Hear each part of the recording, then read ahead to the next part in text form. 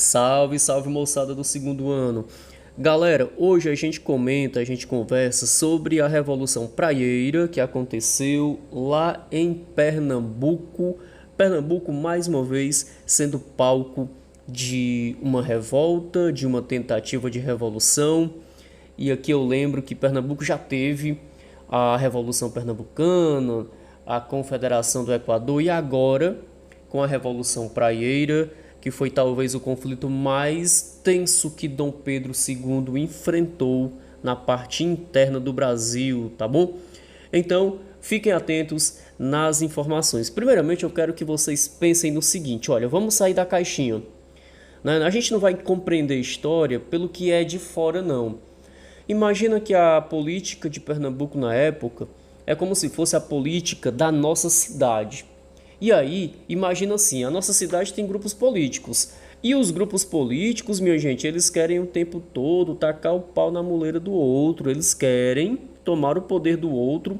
E aí, o óbvio é o seguinte, se fulano está no governo, se ele perde, o outro entra, o cicrano que vai tomar o poder dele, muda todos os cargos da prefeitura e bota os seus, né? Ele tira o que era aliado do outro e começa a colocar quem é da sua política. Minha gente, isso é muito normal na política interiorana, inclusive de cidade grande. Na época da Revolução Praieira não foi diferente.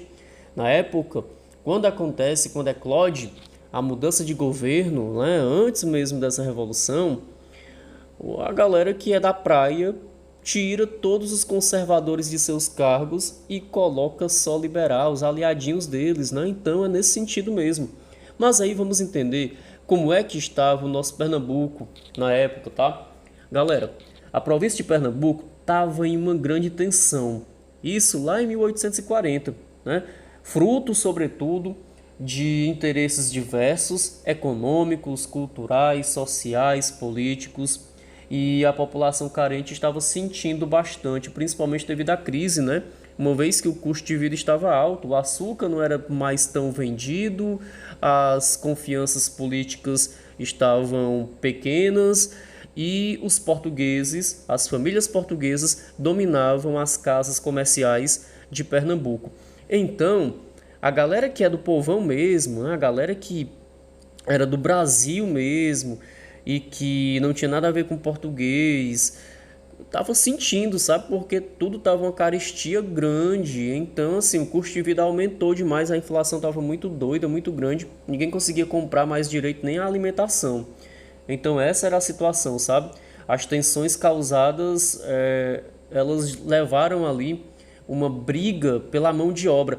É bom lembrar que lá na Inglaterra foi adotada uma lei, né, a chamada Bill Aberdeen. Essa lei, ela dizia o seguinte, olha, se qualquer nação passar aqui nos mares e a gente pegar isso, a marinha inglesa, sabe? Lá na Inglaterra, se a marinha inglesa pegar a embarcação de escravo, de tráfico de escravo, a gente vai afundar o navio, vai prender o navio, porque a gente não permite mais o tráfico de escravos.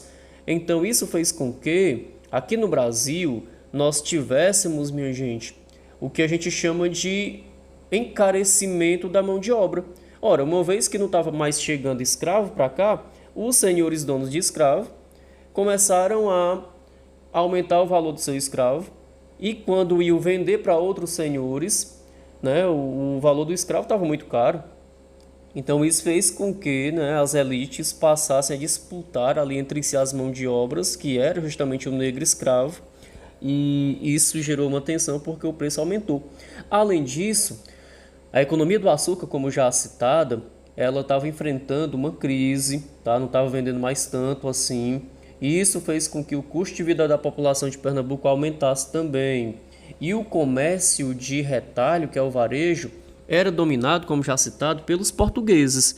Então, esse era o semblante que deixou a população de Pernambuco insatisfeita, tá? E aí, nós temos aqui, né, algumas informações importantes.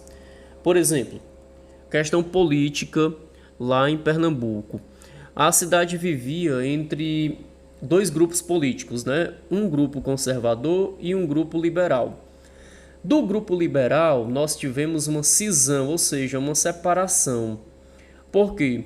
porque o oligarca que estava sendo representante do grupo liberal era da família Cavalcante. E esse não estava dando tanta credibilidade para o restante do grupo liberal, não. Então, uma parte do grupo liberal sai, né, da aliança do Cavalcante, e aí forma um novo grupo, que é o grupo praieiro. Por quê?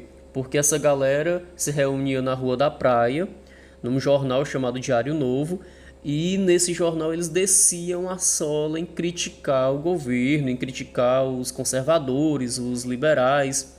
Então, assim, é, era uma situação tensa, porque a política começa a ficar movimentada.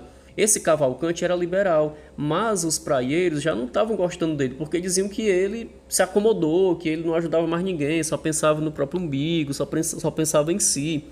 Então eles passam a todo dia jogar muitas críticas pesadas contra o Cavalcante e contra também o Rego Barros, que era o representante dos conservadores, tá? Então, esse era o semblante. Os dois grupos políticos que estavam na época se digladiando era o Partido Liberal e o Partido Conservador. Essa disputa, né, dos praieiros contra os conservadores, ela faz com que nós tenhamos na época um embate político. E aí, né, é bom lembrar que Antônio Pinto Chichorro ele vai chegar à presidência ali da província, que foi uma vitória para os liberais. Minha gente, quando esse cara chega na presidência da província, acontece o maior auê, porque como na nossa política, lá também eles mudam todo mundo.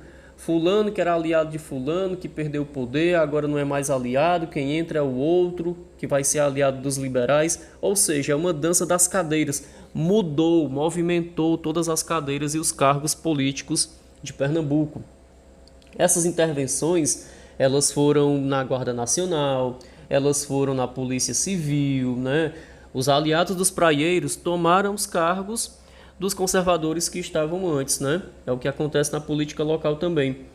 E aconteceu também uma força-tarefa, uma forte força-tarefa para desarmar os conservadores. Por quê? Porque a Guarda Nacional, quando os conservadores eles estavam no poder, a Guarda Nacional permitia que os conservadores adquirissem armas. Então, os praieiros, depois que tomaram o poder, eles começaram a ir nas casas e fazendas conservadoras e começaram a desarmar a população conservadora. Isso gerou aí um quebra-pau, um desentendimento, e a política ficou bem movimentada devido a esse sentido também, tá? Então, assim, a gente percebe que era uma situação mesmo complexa, complicada para a época. E aí, para a gente finalizar a nossa aula, a gente vai para o estopim dessa revolta, né? A gente percebe que o cenário era explosivo, as disputas aconteciam a todo momento, né? E a situação passa a sair do controle e gera o conflito, né? Então, assim, no começo de 1848, os liberais perderam o controle do gabinete imperial, né? E do Ministério de Pernambuco, e assim foram substituídos pelos conservadores. Os conservadores, por sua vez, eles começaram a fazer o que os liberais tinham feito. Eles demitiram todo mundo que era liberal, colocaram apenas conservadores, né? Isso fez a Pernambuco entrar em uma eclosão de um conflito, de uma guerra ali. Essa guerra ela durou cerca de 12 horas em Recife e muita gente acabou sendo atingida por esse conflito. E até que um dos liberais, o deputado Nunes Machado, ele acaba morrendo nesse confronto, né? Enquanto os combates ainda aconteciam no interior de Pernambuco, um nome expressivo. Muito bem, então assim, o Borges da Fonseca, ele era um liberal radical, ele vai aderir, né, a esse momento final da Revolução Praieira, e ele vai propor, minha gente, olha, gravem que é muito importante, ele vai propor o que se chama de Manifesto ao Mundo. O que seria o Manifesto ao Mundo?